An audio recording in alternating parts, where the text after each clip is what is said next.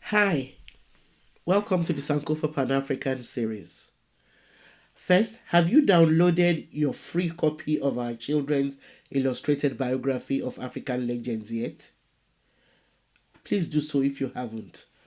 Don't forget that we owe our children a responsibility to expose them to our history. Also, please help us to continue bringing you videos like this one by supporting us through Patreon or by buying me coffee. Please subscribe, share, and like our videos. In November 1946, hair salon owner Viola Desmond went to the Roseland Theatre in New Glasgow, Nova Scotia, Canada, to watch a movie. When she got there, she chose a main floor seat and refused to move to the balcony where black people were expected to sit. She was arrested and dragged out of the theatre. Viola Desmond refused to accept the charges against her, and her case went all the way to Nova Scotia's Supreme Court. So, who was this woman who years before Rosa Parks chose to oppose segregation in Canada? Viola Desmond was born in 1914 in Halifax, Nova Scotia.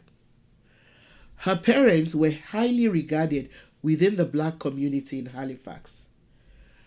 Her father, James Albert Davis, worked for several years as a stevedore before establishing himself as a barber. At a time when interracial marriage was rare, Viola's mother, Gwendolyn Irene Davis, née Johnson, was the daughter of a white minister and his wife, who had moved to Halifax from New Haven, Connecticut. Viola's parents were well integrated into the black community and became active and prominent members of various community organizations. Viola Desmond was brought up in a large family. She had 10 siblings. Motivated by her parents' example of hard work and community involvement, Desmond aspired to success as an independent businesswoman. Growing up, she dreamed of opening a beauty salon, but beauty schools in Nova Scotia did not accept black students. After a short period teaching in two racially segregated schools for black students, she registered for a program of study at the Field Beauty Culture School in Montreal, one of the few such institutions in Canada at that time that accepted black applicants. The Field Beauty Culture School was one of those very few schools that accepted black students at that time. She then proceeded for further training in Atlantic City and in New York before opening Vi's Studio of Beauty Culture in Halifax, catering to the black community.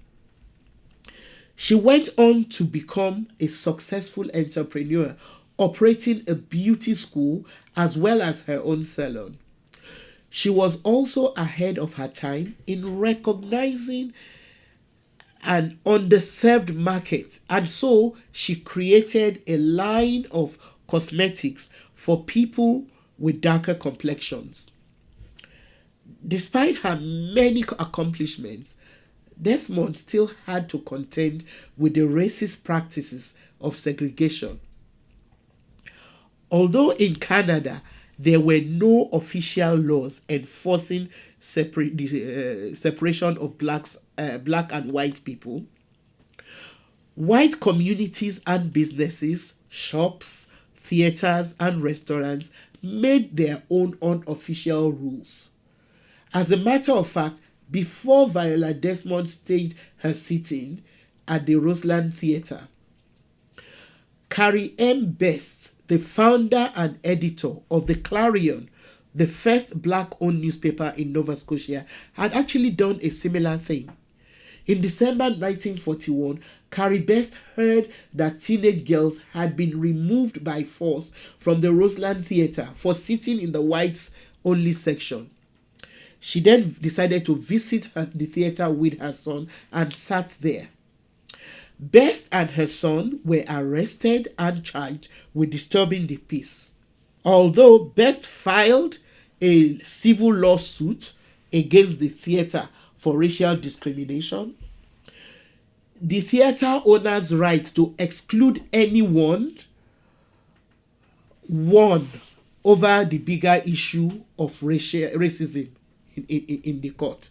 In other words, the court decided that owners had the right to exclude service to anyone that they didn't want to serve, rather than, find them guilty of racism.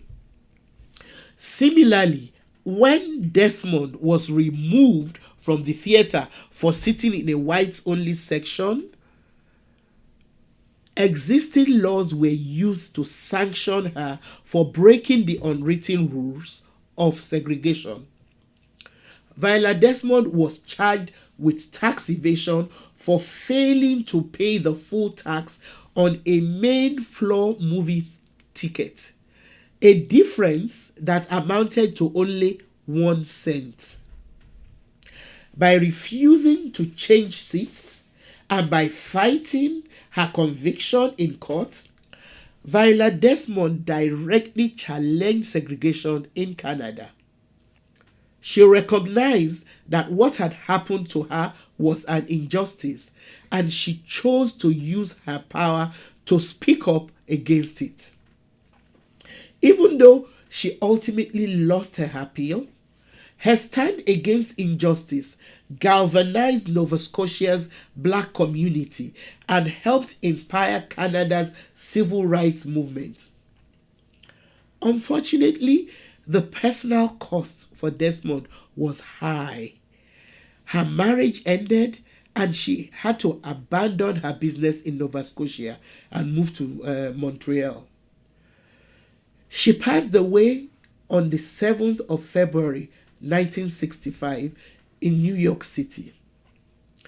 The miscarriage of justice in Desmond's case was officially recognized in 2010 when the Lieutenant Governor of Nova Scotia, May Ann Francis, the first black Nova Scotian to serve in that position, pardoned her posthumously and removed her conviction from the historical record.